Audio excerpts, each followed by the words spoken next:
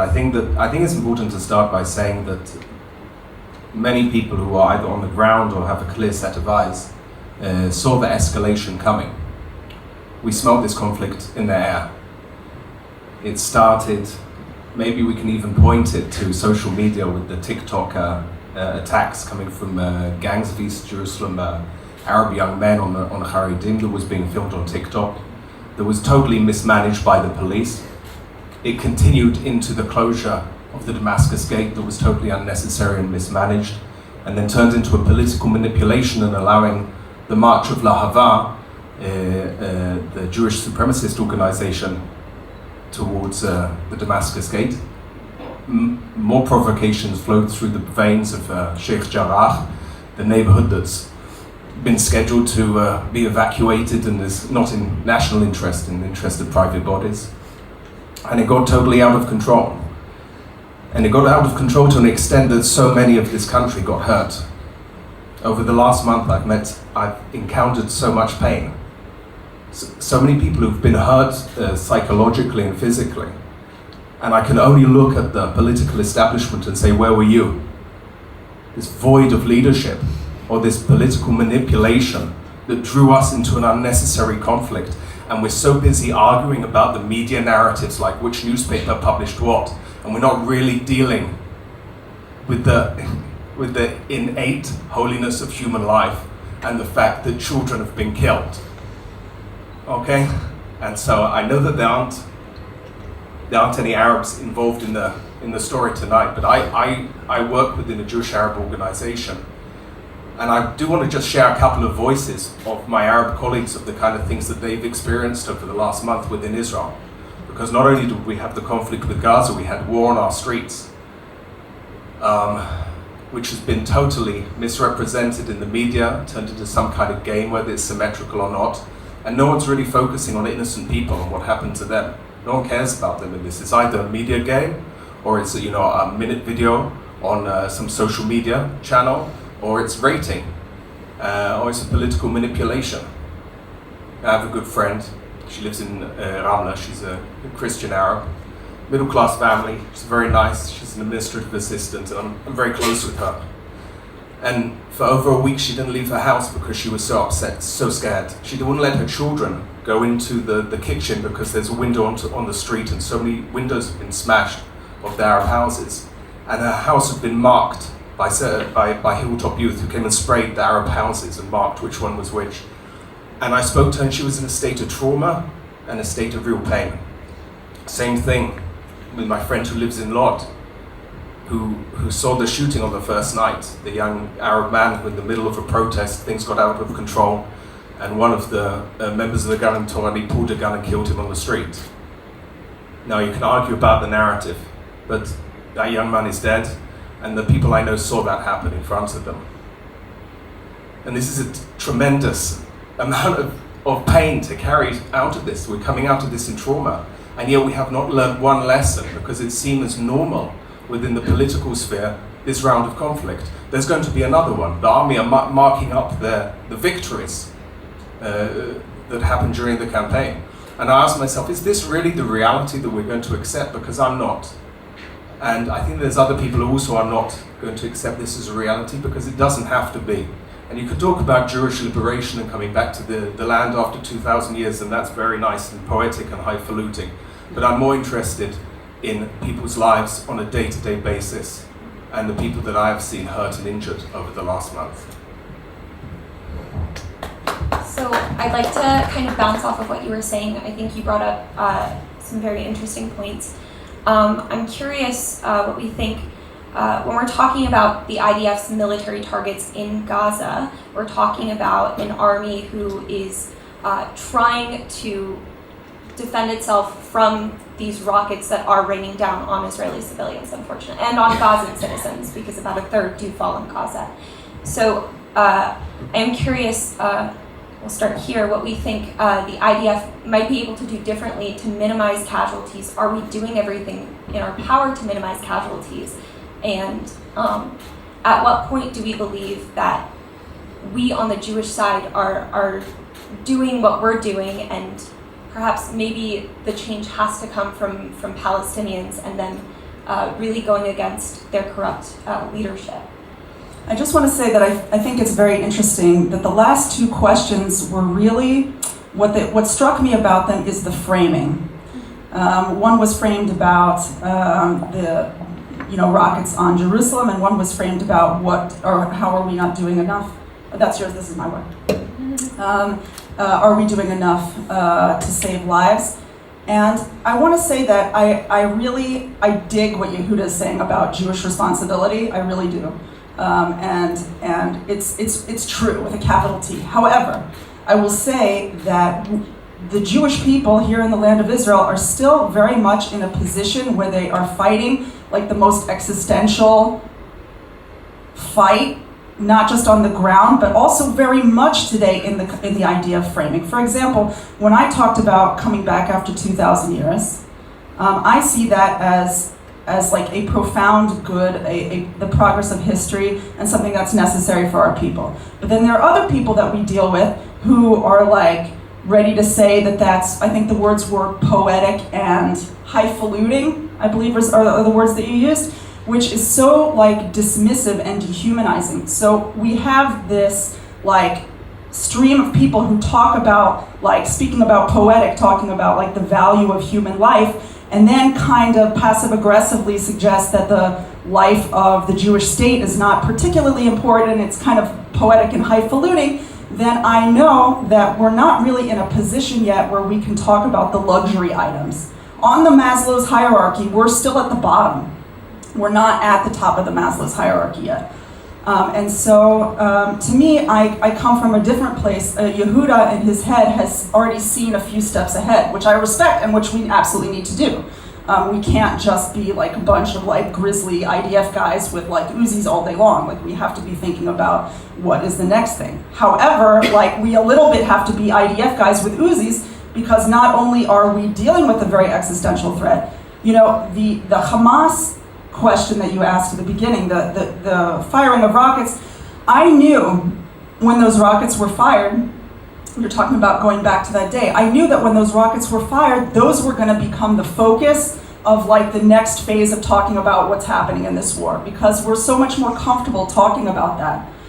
Because we're like used to getting shot at from Hamas, and whoa, it's Jerusalem this time, so that's like a red line or whatever, as if Tel Aviv is not a red line, which I find to be kind of offensive.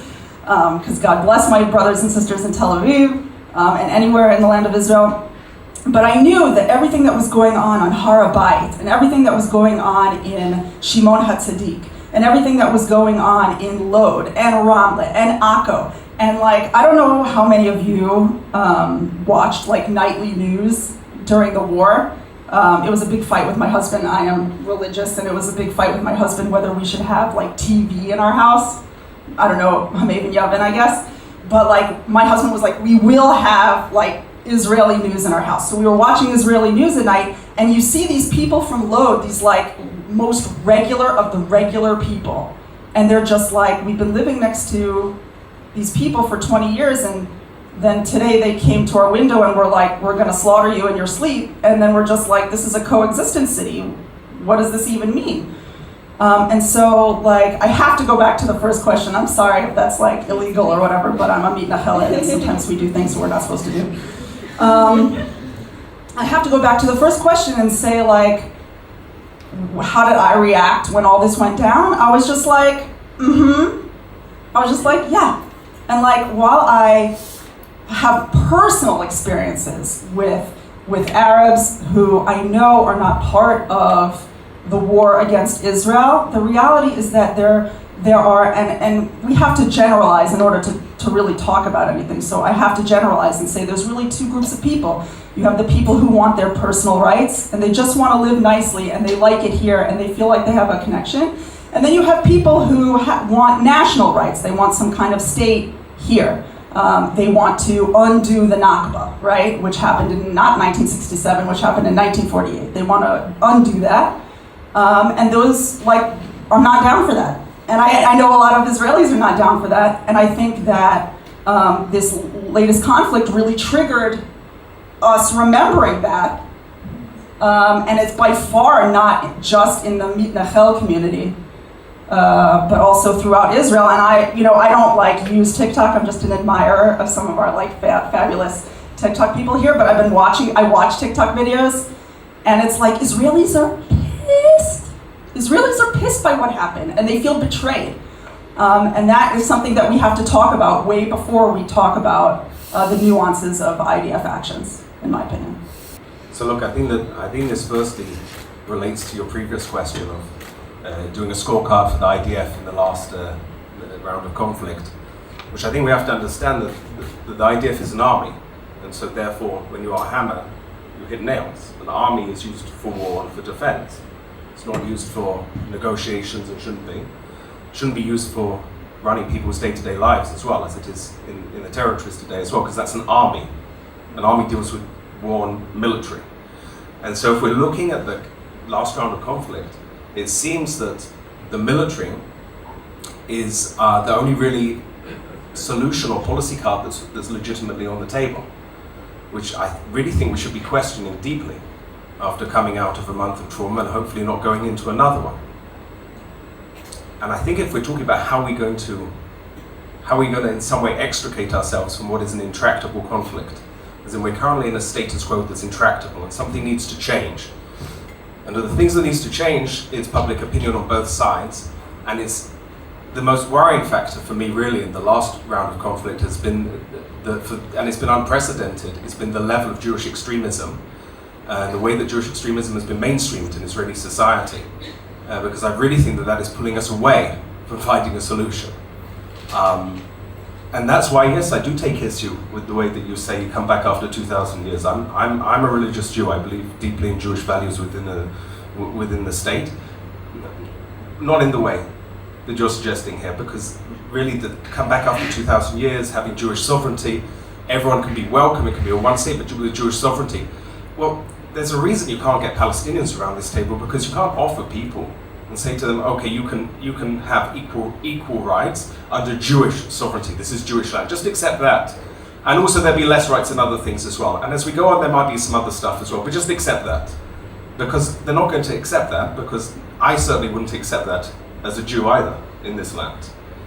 And I think that there needs to be some deep listening, because maybe you've been speaking to some Palestinians who are representative maybe of Palestinian political society and academic society, because there's a very large Palestinian liberation movement, and the view of joining some kind of one state run by Jewish sovereignty, that just doesn't exist within the Palestinian discourse.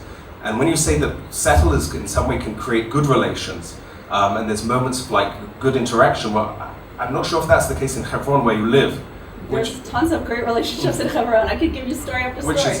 I'm gonna break us here because I want to get the audience to get up and ask questions.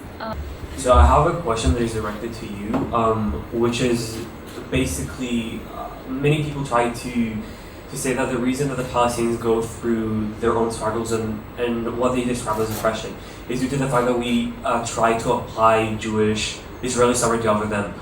So imagine if we actually lived in a place without the existence of the state of Israel, without Jewish independence at all. I'm pretty sure that most of the people around the world would really be against the idea of the existence of a Jewish state.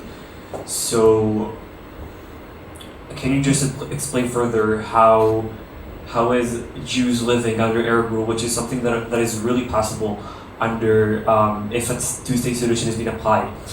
How does Jews living under Arab rule and obviously not having equal rights and equal opportunities is good or justified, while Palestinians or Arab people who live under Israeli rule and do not have the same advantages that Jewish people have, how is that not justified?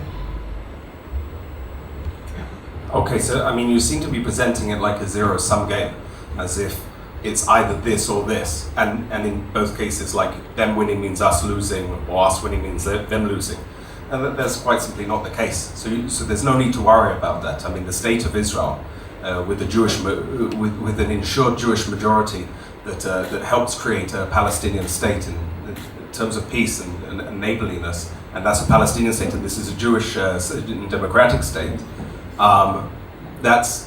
we're much safer in that way. That's definitely a much healthier place to be in, because that's the end of the conflict. Because when you're in conflict, as what we've just seen now, this has been a peak of violence, right?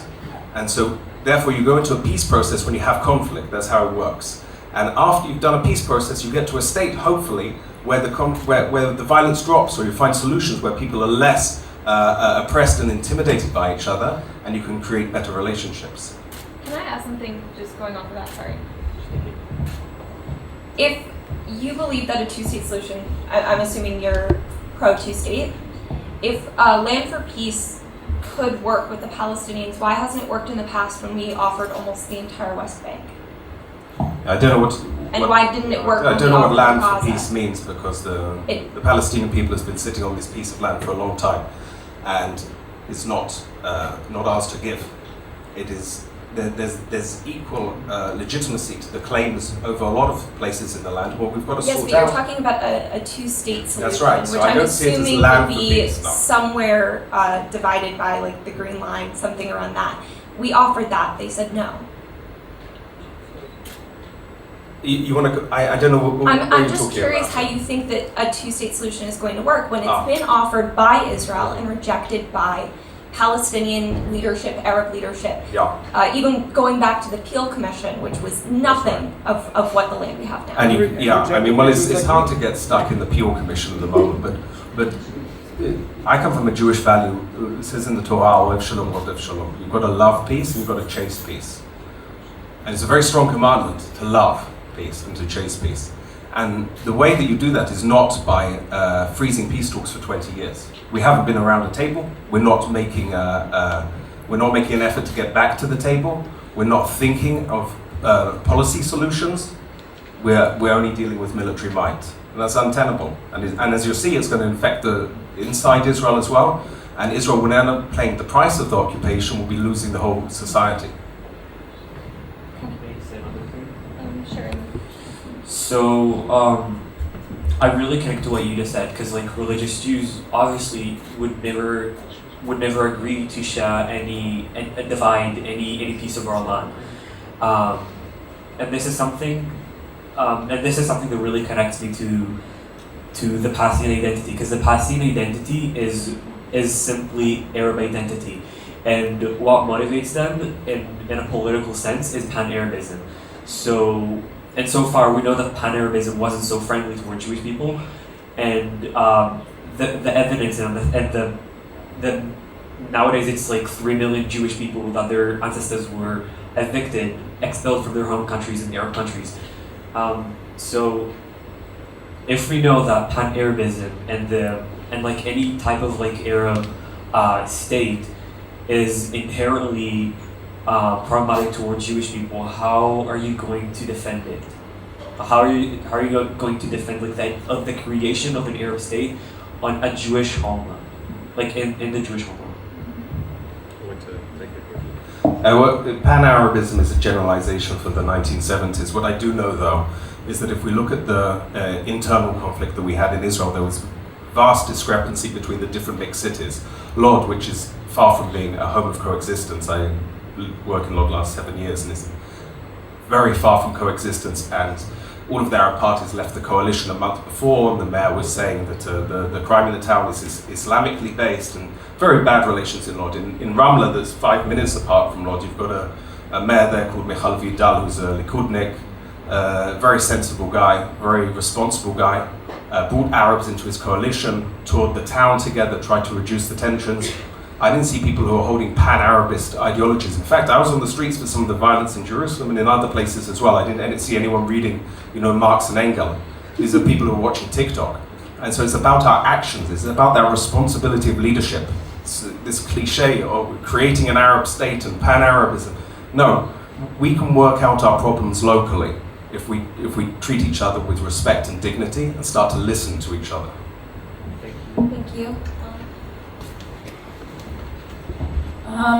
So my question is entirely different, and it's for anyone who would like to answer. I think maybe Adiel could connect to it the most. I don't know about the rest of you, but Yehuda mentioned the topic of hasbara, And I've seen lately a situation where in Israel, the Hasbara is not being done by politicians, by people who are supposed to be doing it. It's done by civilians, by citizens, by mostly youth, and a little bit of like public figures, like Noah Tishby, for example. So it feels like the government, like the people who are supposed to be handling that are not handling that, and it falls on citizens to work for that.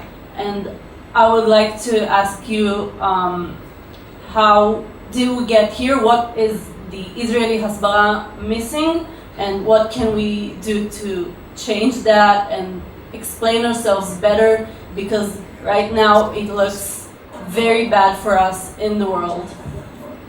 So let's start with Adiel, and then we're going to go to... So I think there are two problems. One on the government level. I think that the government doesn't care nearly enough to how we look in the world. And I know it's like, why do we need to care about how we look in the world? But this is how things work nowadays. Everything is about like news, and it's like an info war. What I would like to see is for a government official, someone from the IDF, I don't know, coming every day to talk on TV, kind of like a spokesperson to explain what happened today in this day of the operation. Like after the bombing of the AP tower, it just happened, and I felt like Israel let the entire world take whatever they want from this bombing without even explaining what happened there. So we know that we have all the information about like Hamas being in this building. I understand some things might be confidential, but why not share the things that we can share to make people actually understand what was the reason behind the bombing of this press tower? That's one thing. And another problem, I think, is on the civil level. We as Israeli Jews, I feel like we don't know how to tell our story. We don't know our history from the indigenous liberation kind of side, and this is what works for people from the West, for example. For people of Western culture, liberation and rights and all those like social justice values are the values that matter.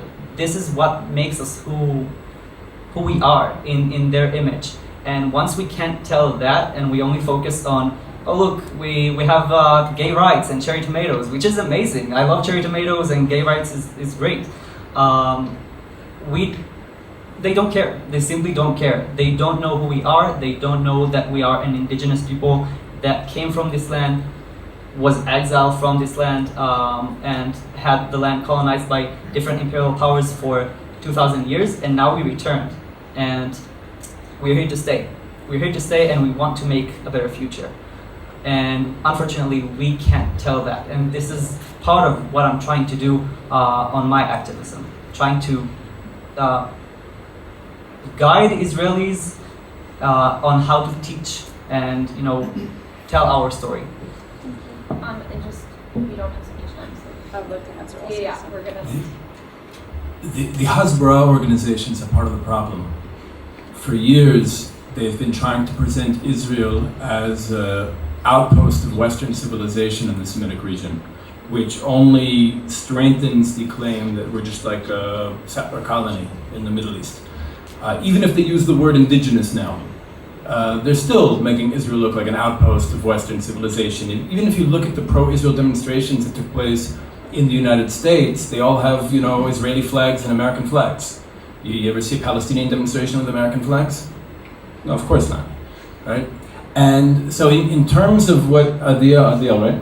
In terms of what Adiel mentioned, it's not as simple as saying we're indigenous. Because the truth is, we're a people that was displaced from here thousands of years ago and came back using the tools of settler colonialism. You could look at the Zionist movement as an indigenous people's liberation movement, and from another angle, you can look at it as a colonial project. And both are partially true. because we're complicated. We're the only people I could think of we're the only example in history that I know of a people that was displaced from its land, actually maintained its identity for 2,000 years, and came back and achieved political independence in the land it was displaced from. But we used the tools that were available to us at the time, and those tools were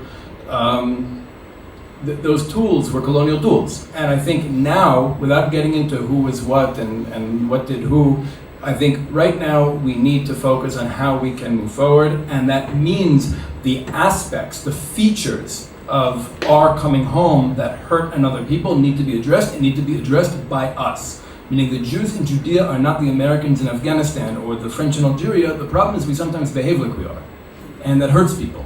And if we want to say we're indigenous, we should act like we're indigenous and stop acting like colonizers. And that means that's part of tshuva.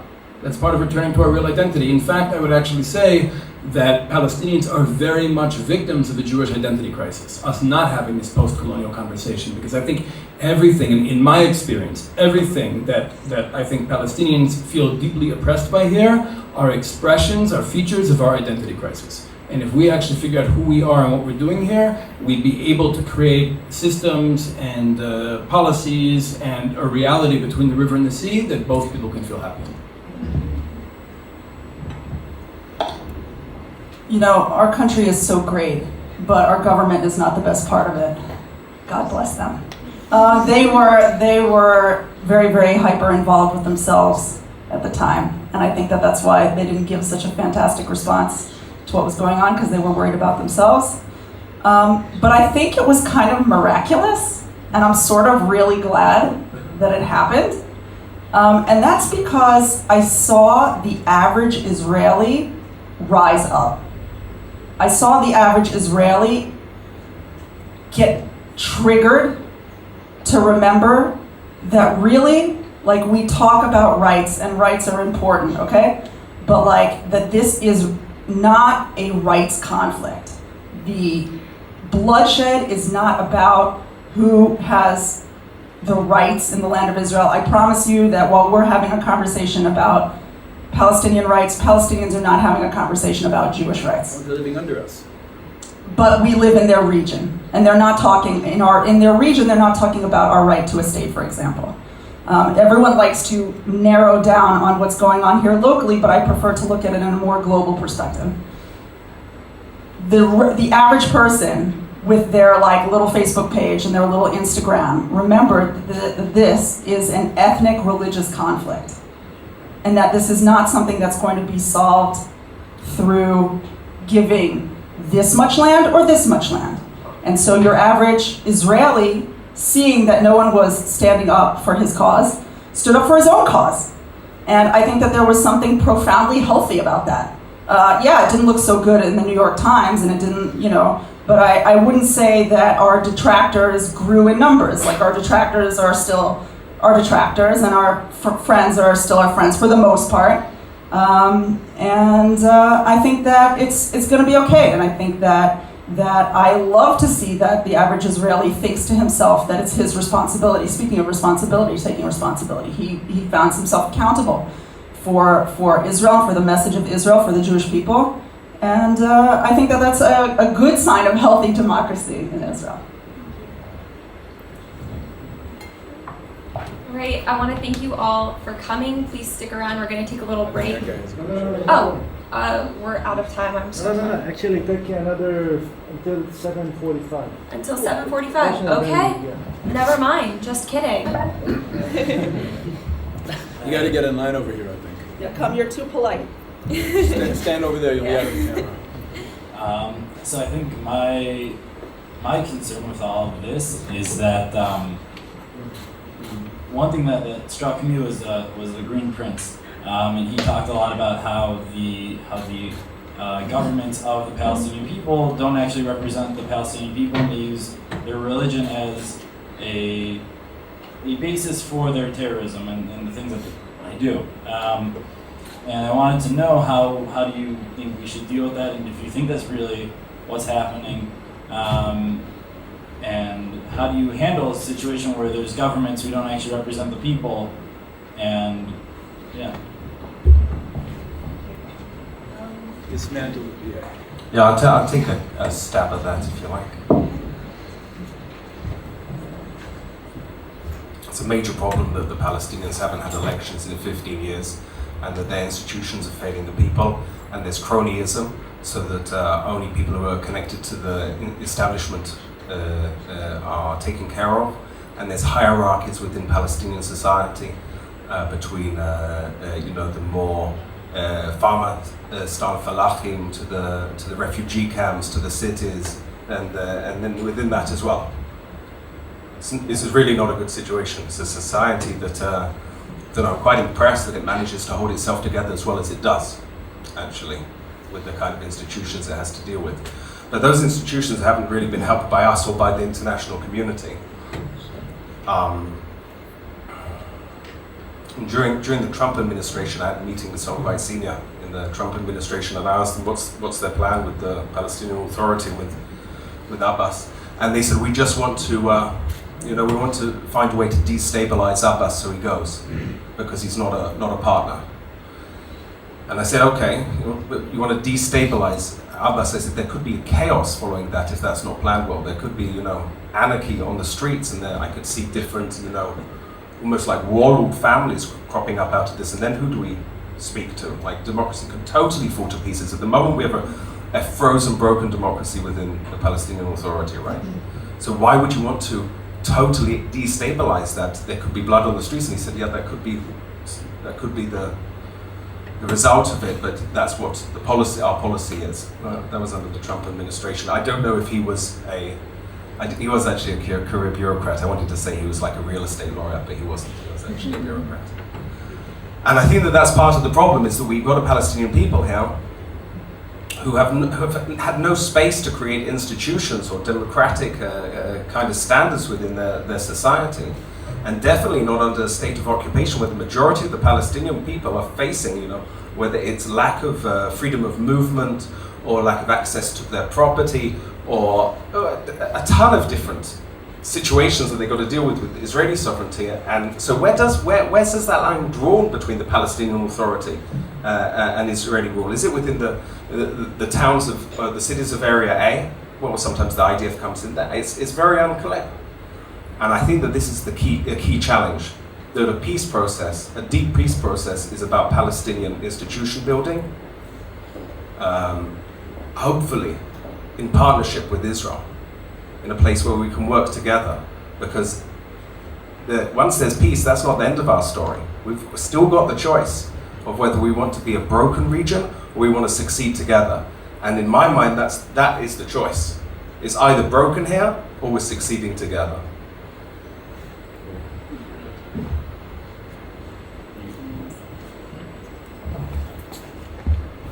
I just want to say a few words. Very simple. I live in Bethel, and I want to say that since they gave the 6 cities or whatever it was to the Arabs, there was a period of intifada. They gave them rifles, 35,000 rifles, I believe, something like that. They trained, and we have over 2,000 people who have been killed in our area. Now, I'm not saying only might is the only thing that you are supposed to do, and that's the only solution. I'm not saying that, but at the same time I'm saying I'm Jewish, I live here, and I have a right to live. Now, anti-Semitic people in most of the world, they deny the right of Jewish people to exist, to begin with. That's the whole book, many literatures and so on. You can read up what is anti-Semitism. Therefore, all the places where the Jews have been in the past, from the enlightenment of Hungary, of Romania, Russia, Latvia, and Croatia, we tried to integrate ourselves. It did not work out, and they were anti-Semitic, and they killed many Jews. So the question to me is, to give dignity to the Palestinians, certainly. To give right, certainly. I go to the Kupat Cholim, they tell me they give to the Arabs the Mekori, this medicine. One is a Machlif, one it is the Mekori thing, and they give it to the Arab side, or the Hadass and the Sharia Tzedek full of Arabs and the universities, which they are using, and they can vote as well. So on one side, there is a lack of recognition to say colonialism, terrible, the Jews, they are exploiting. But I don't hear what are the Jews doing right. And for the only place we're doing right, we're helping many Arabs, thousands of Arabs, to have some kind of jobs and so on, more than in the Lebanon, which it was destroyed. So I think simply to say, give them land, give them arms, I don't think is the proper way to do things. Now, certainly we have to improve our police, the army, etc., all kinds of things to improve. But at the same time, we need to recognize that we are here because we have the right to be here as Jewish people to exist in the whole world. Thank you.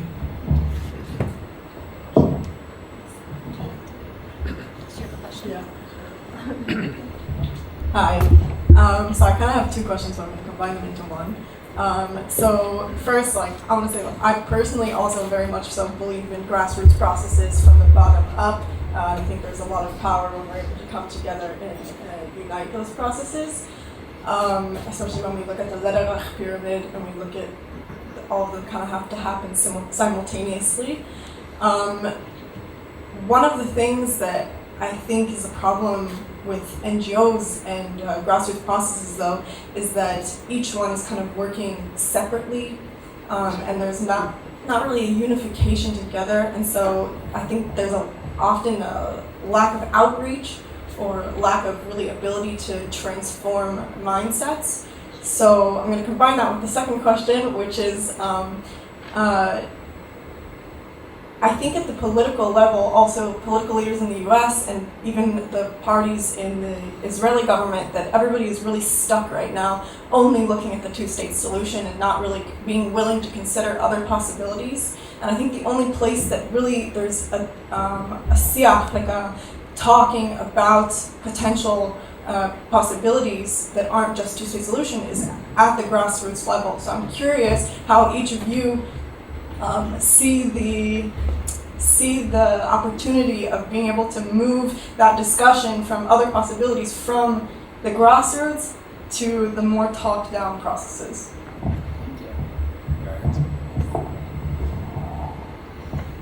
I think the challenge with I think you're right, that the two-state solution didn't work, hasn't worked, won't work, and in my opinion shouldn't work because it's unjust. It's unjust to us and it's unjust to them. And I think the only solution that can work is one where we both feel like winners in a one-state reality. In order to make that viable, in order to make that conversation happen, I think we have to really point to what that can look like. For me, I think right now, for example, Israel today is a European-style nation state with superficial Jewish decorations. Those decorations are too Jewish for the Palestinians, too othering for the Palestinians, and not Jewish enough for Haredim. And Haredim are important too, because like Palestinians, Haredim are one of the fastest growing populations between the river and the sea. I would suggest moving towards, and maybe this is part of a post-colonial process, actually asking ourselves, what does it mean to have a Jewish state? What makes a state Jewish? Just like we should ask what makes a state democratic. I think the Jewish character of a state needs to become a lot deeper than it is right now, so that every Haredi child recognizes the Jewishness and his values being expressed in the policies and institutions of the state, but also much softer than it is right now. Meaning instead of a shallow, hard Jewish identity, our state should have a soft, deep Jewish identity. And for Palestinians, it should just be like a state where we're fully included and fully equal and having a great time. And even for Jews with like barely any Jewish education, it should be barely noticeable, the Jewishness. But for those of us who care and want a Jewish state, we should be experiencing that very, very deeply in the entire land. And that means that the actual, not the skin of the state, but the actual skeleton and the organs of the state, the values and the identity expressed, should be deeply Jewish. I think you touched on such an important concept, and I think it's also bigger than I think it's a very big concept because it really touches on like what is the lingua franca of values and rights in the world today. And the world has really become so global. And I think that when you even just dare to say something like, think about something aside from a two-state solution, what you're really saying is we should dare to imagine something aside from the like European and Western imposed concepts of what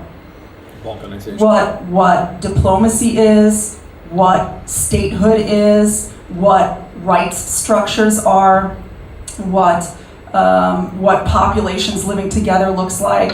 I think that Israel, we had a question here about Hasbara. One of the reasons that this is a question at all is because there is such a heavy, oppressive Euro-Western American presence in our business and in our conversation, and it's like we cannot have the conversation. We can't even have it at all because we have the European money and we have the American money all intermeshed and everything. We have different allegiances and alliances all using the stage of the United Nations to like impose things in our region, impose things in our state. There's now a permanent committee to investigate Israel at the United Nations, and this is all very, very Euro. And there's all these like global interests that have involved themselves in our stuff, and they have their tentacles in our land. And while I may disagree with some of my colleagues here about what the end vision is, I think that many of us would agree that one of the most important steps is like elbowing out some of the noise and some of the people from the outside, real outsiders, real colonialists, who are trying to force their values on us, force their ideas on us, force their policy perspectives on us. And when we start to kick that out, then we'll be able to have more clear thinking on both sides and also between us. Okay, so... Well, let me just take a quick answer, thank you. I think that, first of all, don't be depressed about NGOs and people coming together. My organization, Oz V'Shalom, we joined kind of a solidarity vigil of women wage peace. There was over 35 other NGOs coming together for that. The peace camp in Israel is growing. There's and the kind of the peer partnership between the movements is growing as well. We're working together strongly on it. At the same time, we shouldn't confuse grassroots and policy change. Okay, grassroots might lead to policy change, but it doesn't mean that the conversation about what the policy should look like happens on a grassroots level. Because then what you have is a couple of taxi drivers, a guy who works in something else, sitting down and saying, well, what's the solution to this? Maybe we can draw out something. No, that's not how grassroots works. That solution's not going to be adopted. I work in an organization, we've had a lot of our programs adopted into policy, and always, no matter how good the program, the policy is always a little bit different. Okay, because the difference when it gets to the policy table. But what there needs to be from the grassroots is a push in that direction. It needs to build the public swell and in some way incentivize peace process, because at the moment the peace process has been disincentivized. No one's spoken about a two-state solution on the policy level for the last 20 years, really. Within the peace community, there's a lot of different ideas. I mean, Homeland for All, which is a major peace organization, talks about a different model, and there's federated models, and there's all kinds of things. I don't think that they're ultimately going to be the models that are going to be adopted, but they are creating a groundswell of people saying we need to find a solution to it. And so I'd really appeal to people in the audience and say, for grassroots activism, join the groundswell. Get involved in an organization. You won't believe the difference you can make with 5 very committed people. It doesn't have to be a ton. And there's a lot of partners and peers to find. Thank you. Thank you so much. So we are out of time now. I want to thank you all for coming. Please stick around. We're taking a little break. There are some refreshments over there. There will be the Hebrew panel after this. And I also want to give a big thank you to all our panelists and to Inon and Habayit and everyone who helped make this happen. So thank you.